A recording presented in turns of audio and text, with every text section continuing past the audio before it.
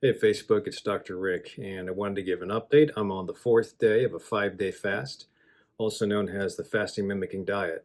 The fasting mimicking diet is a patented pattern of eating fasting that was put together by Walter Longo. It's detailed in his book, The Longevity Diet, and you can follow the whole food approach, but it's not suggested. This is Prolon. Prolon is the diet in a box. It has a lot of these things, packaged food products, and it's given to you on a regular basis. And the data that he came up with in putting together the ingredients, the timing, total calories per day, the balance of macronutrients has been shown to improve outcome in cancer patients that indulge in chemotherapy plus the fasting mimicking diet. And it's backed up by data that first started with yeast and then animals and went on to humans. And it showed very good outcomes with essentially no side effects. Now, the problem is when you don't standardize a nutrition practice and you kind of put it together depending on the nutritionist, uh, you won't get the same exact outcomes. And that's why things should be standardized before you suggest them as a medicinal treatment. So the suggestion by Longo was don't do it with whole food approach because it might not be exactly the same as far as ingredients. Do it with a box. And some people are skeptical, saying he's just doing that to sell his box. But he has divulged, and I've looked it up online, that all proceeds do not go to him, they go into further research. And the ongoing research now from the proceeds of the box, and it's getting to be very popular. The data now not only is showing the old improvement in outcome of cancer patients on chemotherapy, but it's also showing improvement with Crohn's disease, improvement with diabetes, and improvement with MS, multiple sclerosis. And those are theoretically not life-threatening diseases, but they're life-changing diseases. So if you have cancer being improved, or at least their outcome, which is a life-threatening disease, and you have the three things I mentioned that can be life-changing, I mean, there's no downside to this. Price is a downside if you buy the box, but I have done video in the past where I did the whole food approach, where I just kind of put it together myself, solely based on caloric intake. I didn't do anything else but that, caloric intake, and I tried to make it mostly fat, a little bit of protein. And I had good results. It helped me move the notch as far as waistline and scale weight, but it also improved blood results. I'll put a link to the video I did before. I even showed results that I self-experimented with. And then I chased that the next month with actually buying the box, and using the box was tough. Third day was tough, and that's why I'm filming the video. This is the fourth day, and I'm crashing, and it's only like 6 o'clock p.m. I've already turned the lights down, which doesn't help, but it's okay. Systems that utilize energy, neurological, digestive, cardiac, musculoskeletal, they all have their daily functions, and they require a basal amount of energy. It's called basal metabolic rate.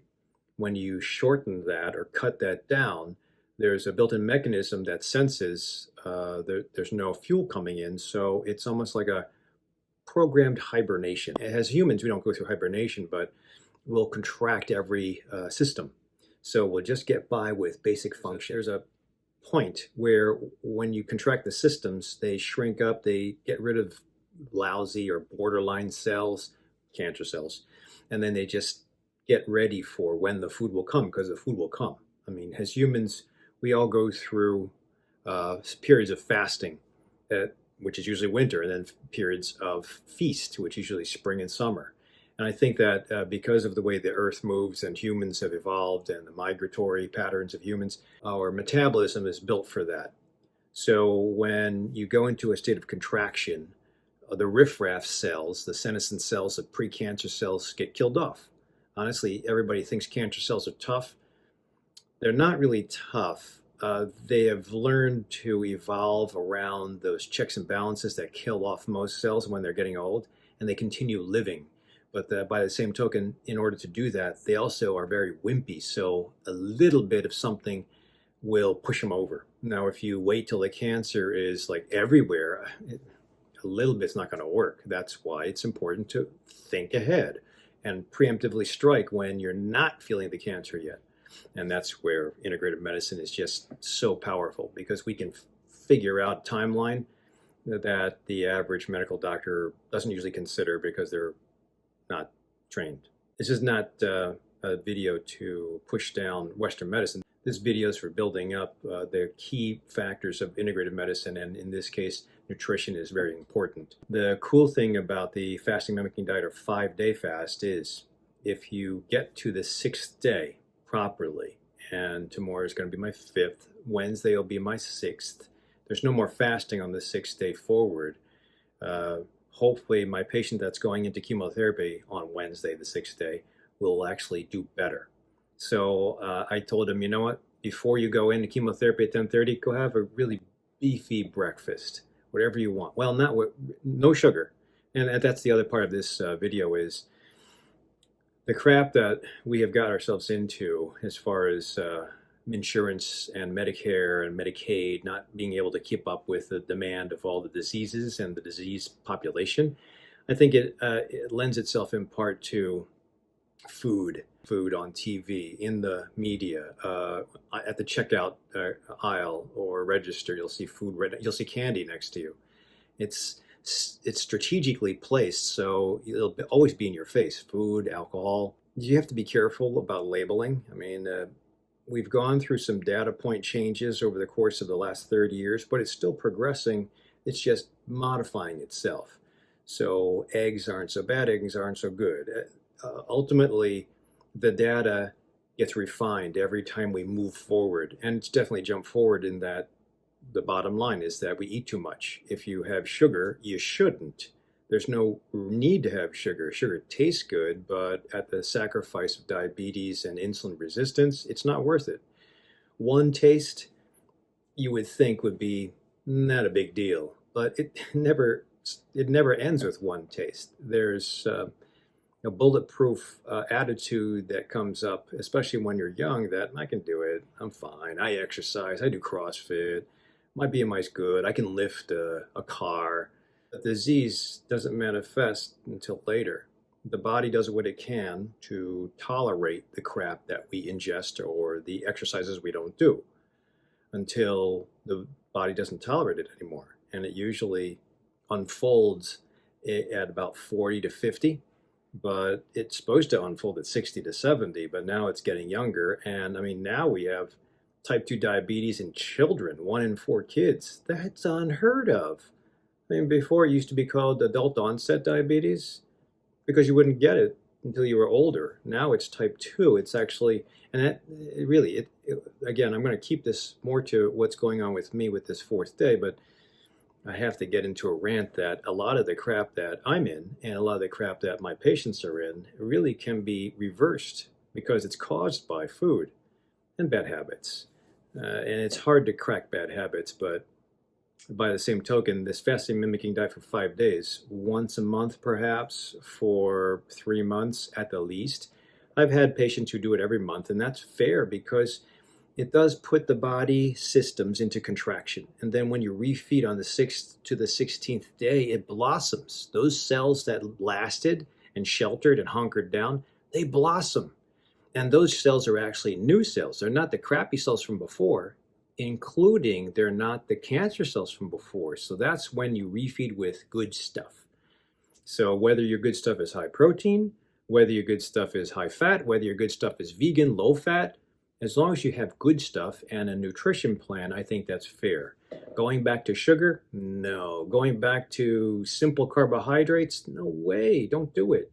You really have to, again, manifest something different than before. So if you do a 5-day fast and you lose 10 pounds, I think my weight, easily when I do these 5-day fasts, I can drop 7 pounds easy, sometimes 10. But that's not my goal.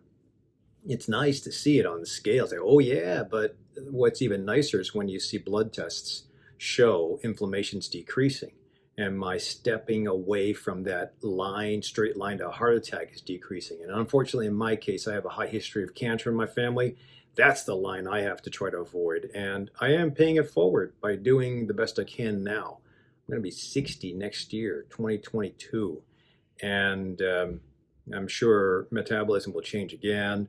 And when it does, who knows? But I refuse to act like an average 60-year-old. And the only way to not wind up as a statistic is to do something different. And that's going to be embracing nutrition. So I think that pulsing is important because our genetics are used to it, again, because of the time and seasons, the feast and famine. I think that our bodies do respond as a reset. If you want to hit the button, pulsing your fasting is fine. Water only fast, that's tough. I mean, there's problems with low blood pressure, gallstones, and if you have medicines that you take, water only fasting, really, there's only a couple places. True North in California is a place. I don't know any other places. And it's too tough. Usually the data showed that in the biodome, they did come out scrawny and they decreased all markers of inflammation, but they look sick, according to Longo and the other witnesses. They just look terrible. And was it worth it? If it was for anti-aging and it makes you look bad, no. Mostly because I would feel that the protein that they were lacking, because they didn't have it refined, was not dialed in. But that's why we have all this data now. And that's why we should take advantage of the data. The problem is, I think there's way too much data to sift through to figure out what's true, what's not true. But and the job of an integrative medicine physician is to sift through the data, use evidence-based medicine, and then contextualize a personal program for the patient that's in front of us. And not everybody's the same. That's why I mentioned high protein, high fat, high carbohydrate, low fat. There's different ways to manifest a healthy nutrition practice. And then there's also different ways to utilize that nutrition in the form of exercise. And there's also different ways to utilize mindful practice for the times that you don't exercise. Like now, I turn down the lights, I turn down the temperature. I'm going to take L-theanine soon. I'll probably have a magnesium hit, and then I'll do meditation and aromatherapy. Now, there's a couple of pointers that I want, if you're going to think about, that's me. You don't have to do what I do. I've personally designed my own practice for what works for me and what is evidence-based by the self-experimentation found on my blood test. Just check out the other video. But I think for anybody that's jumping into this, third day's tough. Fourth day might be tougher. There is a peak where when you start contracting the systems, there's a lot of free energy. So there's a peak where clairvoyance and ideas spring up automatically. Mostly because you free up a lot of energy that's used to break down food. But then after that, like yesterday, I was great. I even did snowshoeing, and I shot a video. I'll put that down below if you're interested in snowshoeing. But today, I mean, it's only 6 o'clock, and I was going to exercise, but it hit me like a wave, which I remember that from all my FMDs from before. There's always a hit. You hit the wall. You athletes will know about it when you're exercising. You just run out of glucose, and then you run out of carbohydrate, and then theoretically, you're not fat adapted, so you have all this extra fat that doesn't get utilized. So the brain says, whoop, I'm going to sleep. So I embrace it, though. I recognize it, and I'm going to look forward to tomorrow. Tomorrow, in the FMD, the fourth and fifth days are very skimpy. And even in the whole food approach, it's going to be very limited. Now, nothing's going to be different with regards to the fuel between today and tomorrow, but with what the nutritionist for my cancer patient put together, it still is the last day. So I think there's something psychologically empowering with knowing that I'm on my fifth day, because the sixth day, I'm going to go ahead and eat. And I'm going back to, at this point, I'm trying a keto practice until February 23rd. I've been on keto for about 2 months. And I did it before for 3 to 4 weeks, and I didn't like it. I didn't like the results on the blood tests. But this time I've dialed it in a little bit more strict, well-formulated ketogenic diet, and I think I might have some good results. I'm going back to being plant-based. I just don't like keto. I don't think it's wise for me. But again, self-experimentation. But again, with you guys, I don't have to self-experiment with you, but if we use data, I use personal experience, I use your experience, we can put together several data points, find out where we want to go, and plot a course on how to get there safely and quickly. Has to be light at the end of the tunnel, which is why it's nice to have 5 days, because I can cruise through the fifth day as long as I know the sixth day is coming. But with my chemotherapy patient, we're going to do this again in 2 weeks. So I'm keeping it short. And again, with regards to applying a personal program to an individual chemotherapy regimen, I'm working with the oncologist here. There's an approximate when to pull the trigger on the FMD. And in my patient, they crashed the first time. It was too strict. I think because they're too sugar dependent. And that's okay. That's like America. It takes a while to get off that crap, but when you get off of it, it's glorious. So I'm easing them into it, but I want to eventually get to doing the FMD. But two of the things that I think that might help you to tolerate the fasting mimicking diet is this. This is keto capsules, and usually this is 2 per dose, and I do 2 in the morning, 2 at night, sometimes on the third, fourth, and fifth days, 2 in the middle of the afternoon before you eat. It induces a little bit of beta hydroxybutyrate, so it pushes you into ketosis mildly, I think 0.6 to 0.8 on the BHB levels. And then this is Quest MCT oil powder. I use this for my coffee. I don't like taking coffee. I'm about to stop it, but it's one of the few things that quenches my hunger in the morning and also in the afternoon. Like today, as I was starting to crash, I had a little bit, but I'm still crashing. So the MCT oil, the ketone powders do help.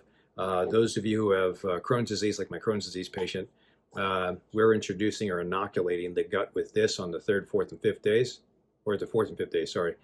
So this is probiotic, and I like the work of Longo when he looked at IBD patients, inflammatory bowel disease patients, and found that the bad bacteria in the gut started killing off too. And then the good bacteria on the 6th to the 16th, they blew up, they grew. So imagine if you can take a probiotic, that'd be cool. But imagine if you can change the microbiome in your gut just by doing a fast. And it's only 5 days. So I used to do it from Monday to Friday during my work week, and it was easy because I get busy enough in the clinic that I get distracted. But now that I'm doing a hybrid clinic where I'm mostly internet-based, I can be at home on the computer most of the day, and it's too easy to just go downstairs or go upstairs, depending on where I am, pass by the kitchen and think, I wonder if I'll have that little thing. And I keep on thinking about it. So that's another reason why I'm up here. This is the study room. But my wife is cooking dinner, Filipino food for my son, and I can smell it, but I did my keto hit, and I'm going to pump in more fluids and probably take some CBD just to calm my gut. And I might even do that, a little bit of THC to sleep, just to relax the idea about hunger and eating. I actually dreamt about food the second time I did Prolon in a box. But the cool thing about doing the 5 day, on the 6th day, your desires are actually controllable. The fact that you made it through 5 days gives you an emphatic, I can do this kind of attitude, so you don't have to constantly eat everything you pass by. I think that's just a bad habit. There's always candy in the doctor's office, there's candy in the dentist's office, there's food that's accessible. Driving from my house to the Endorphin Effect, where I coach people, I pass by about 13 fast food restaurants. I can easily, more now, because there's 2 coffee shops. I can easily stop by any of those places and grab something without getting out of my car, spending less than $5 and filling my gut up with stuff. Probably not healthy, but that's how our society is. It's just so dependent on that versus old-fashioned chopping vegetables, preparing the meal, setting the table, sitting together, praying.